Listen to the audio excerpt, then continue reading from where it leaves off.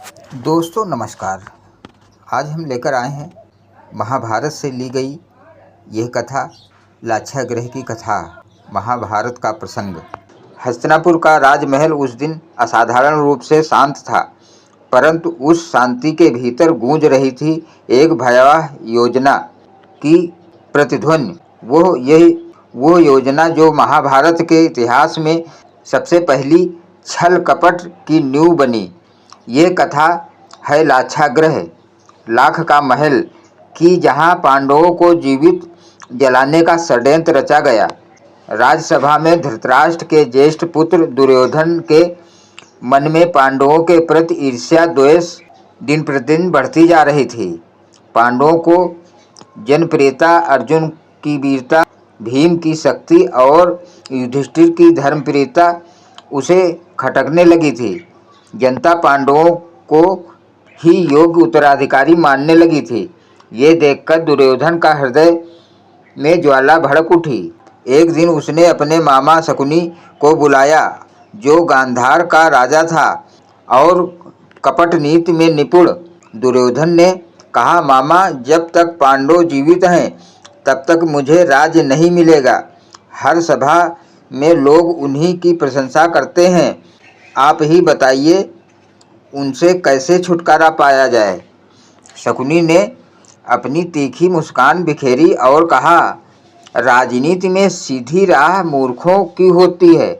हमें ऐसा उपाय करना होगा जिसमें पांडव स्वयं ही विनष्ट हो जाएं और कोई उन पर दोष न लगा सके। ऐसा काम करो कि वे मर जाएं, पर सबको लगे यह दुर्घटना थी। कुछ दिनों तक दोनों विचार करते रहे। अंततः शकुनी ने योजना बनाई, एक नगर बनवाओ, सुंदर, आकर्षक परंतु घातक। उसमें लाख, मोम, राल और घृत जैसे दहनशील पदार्थों से भवन तैयार कराया जाए। उसे इतना सुंदर बनाओ कि पांडव प्रसन्न होकर वहां रहने जाएं। फिर जब वे उसमें सोएं तो उसमें आग लगा दी जाए। दुर्योधन को यह योजना अत्यंत प्रिय लगी। उसने अपने पिता धृतराष्ट्र से कहा, पिता युधिष्ठिर और उनके भाइयों ने तो सारा प्रेम जनता का जीत लिया है। मैं चाहता हूं कि आप उन्हें कुछ समय के लिए वाराणवत भेज दें, जहां उन्होंने स्वयं जाने की इच्छा प्रकट की थी। वहां हम उनके लिए एक अत्यंत सुंदर महल बनवाएंगे। धृतराष्ट्र अंधे थे, पर उनके मन में भी पुत्र स्नेह का अंधकार था। उन्हें भी डर था कि कहीं युधिष्ठिर राजगद्दी पर न बैठ जाए।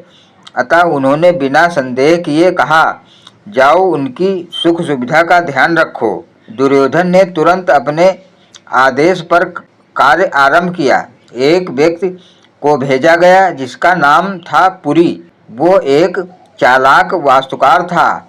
उसे आदेश दिया गया कि वो लाख, तेल, घृत और राल से महल का निर्माण करे। ऐसा दिखाए जैसे वो सुगंधित चंदन, कस्तूरी और सुंदर लकड़ी से बना है। पुरी ने बड़ी निपुणता से वो महल बनवाया। चारों ओर की दीवारें लाख की थी।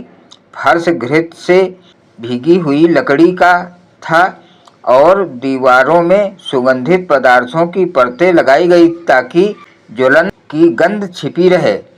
जब वो महल तैयार हुआ तो वो देखने में अत्यंत भव्य और मनोहर लगा।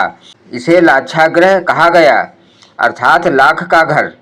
धृतराष्ट्र ने पांडवों को बुलाकर कहा, वत्सों, अब तुम सब कुछ समय के लिए वाराणवत चले जाओ। वहाँ प्रजाजन तुम्हारा स्वागत करेंगे।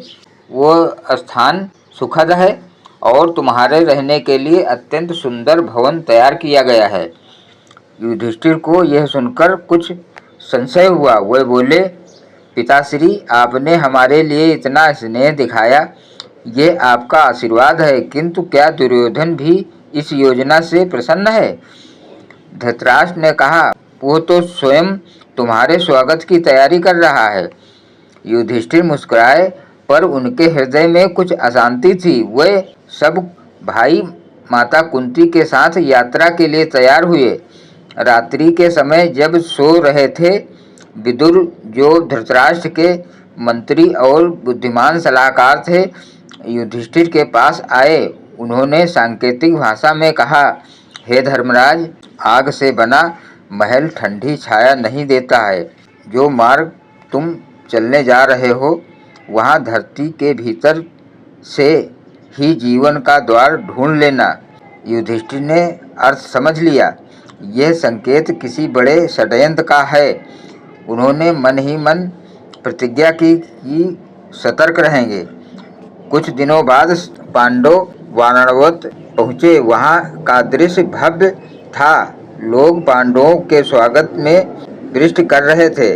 लाख का महल वास्तव में देखने में अद्भुत था। उसकी दीवारें सोने सी चमक रही थी।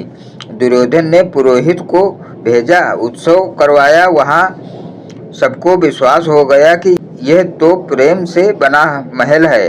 परंतु युधिष्ठिर ने भीतर जाकर देखा तो उन्हें दीवारों से निकलती गंध असामान्य लगी। उन्होंने अपनी उंगलियों से दीवार छुई, वो थोड़ी चिपचिपी थी। उन्होंने समझ लिया कि यह लाख से बनी है। उन्होंने तुरंत भीम को अलग ले जाकर, भाई, यह महल जितना सुंदर है उतना ही घातक। हमें विदुर मामा का संकेत और अब समझ आया है, हमें सावधानी रखनी होगी। भीम बोले, भैया, मैं इस महल को तोड़ डालूं? युधिष्ठिर ने कहा, नहीं, हमें शांति से रहना है। हमारा शत्रु यही चाहता है कि हम कुछ कर बैठें पर गुप्त उपाय करें। उन्होंने एक विश्वस्त कारीगर खोजा जिसका नाम था नाथुर। उसे विदुर ने पहले ही भेज दिया था। नाथुर को आदेश मिला कि वो महल के भीतर से एक गुप्त सुरंग बनाए जो बाहर नदी के किनारे निकलती हो। दिन रात उस सुरंग का निर्माण चलने लगा। महीने बीते। पांडव उस महल में रहते रहे, पर भीतर से गुप्त योजना पूरी तरह होती रही। लोग सोचते रहे कि षड्यंत्र निश्चित है, पर युधिष्ठिर की आंखें सदैव सतर्क थीं। एक दिन शकुनी ने पुरी को संकेत दिया, अब समय है, जब सब नशे में सोए हों तब आग लगा देना। दुर्योधन ने उत्सव का बहाना किया। एक बड़ी दावत रखी गई। सबको मिठाई, मदिरा, भोजन दिया गया। रात को पांडव और कुंती अपने कक्ष में लौट आए। युधिष्ठिर ने सबको सतर्क रहने को कहा। मध्यरात्रि में जब गहरी नींद में थे, पुरी ने महल के चारों ओर घृत और तेल छिड़क कर अग्नि लगा दी। धीरे धीरे आग फैलने लगी। लाख की दीवारें पिघलने लगीं और कुछ ही पलों में महल धधक उठा। चारों ओर से ज्वालाएं उठी। लोग बाहर से चिल्लाने लगे, आग, आग! पूरा नगर जाग गया। भीम ने भी अपनी शक्ति से मां कुंती और भाइयों को उठाया। युधिष्ठिर ने तुरंत कहा, सब लोग मेरे पीछे आओ, वही सुरंग ही अब जीवन का मार्ग है। वह सब सुरंग में घुसे और अंधकार में रेंगते हुए आगे बढ़े। सुरंग लंबी थी, गर्म हवा और धुएं से भरी, पर भीम सबसे पीछे चल रहे थे ताकि कोई पीछे रह न जाए। उन्होंने कुंती को अपने कंधे पर बैठा लिया, नकुल और सहदेव को आगे बढ़ाया। उधर महल की छतें गिरने लगी। पुरी को लगा कि सब जलकर मर गए। आग की लपटें आकाश छूने लगी। पूरा वातावरण रो उठा। पांडव जलकर भस्म हो गए। दुर्योधन के महल में जब यह समाचार पहुंचा तो उसने आनंद में सांस ली। शकुनी ने मुस्कुराकर कहा, अब राज्य में कोई प्रतिस्पर्धी नहीं है। पर विदुर मौन रहे। वह जानते थे कि सच्चाई कुछ और है। उधर सुरंग से निकलकर पांडव कुंती नदी के किनारे पहुँचे। रात का अंधकार और धुएं की गंध अब भी उनके पीछे थी। उन्होंने एक झोपड़ी में शरण ली। भीम ने कहा, भैया, आगे क्या करें? सबको तो लगता है कि हम मर चुके हैं।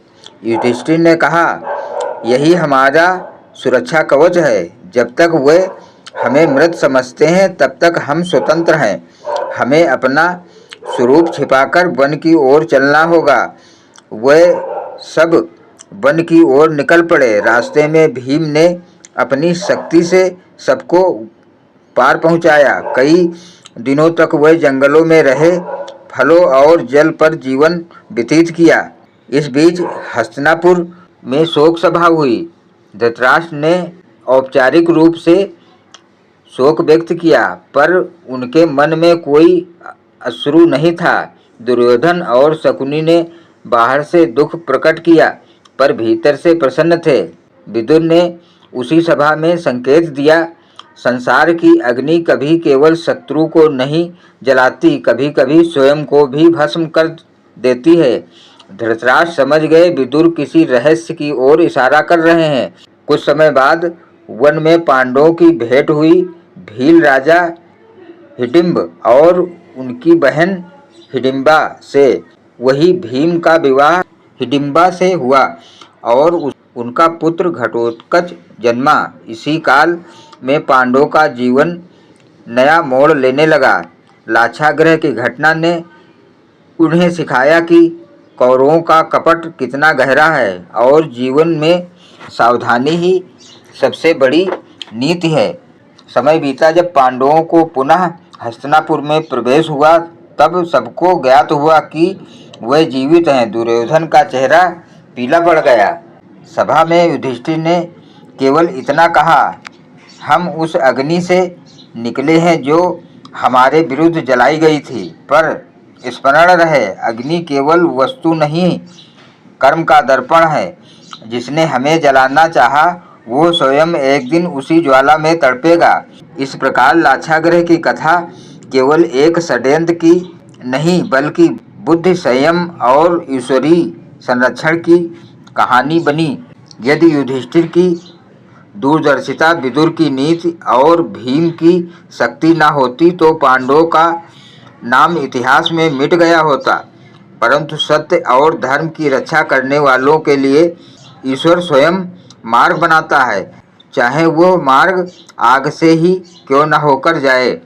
इस प्रकार लाक्षागृह का वो अग्निकांड महाभारत के इतिहास में पहला ऐसा अध्याय बना जिसने पांडवों और कौरवों के बीच आने वाले युद्ध की नींव रख दी।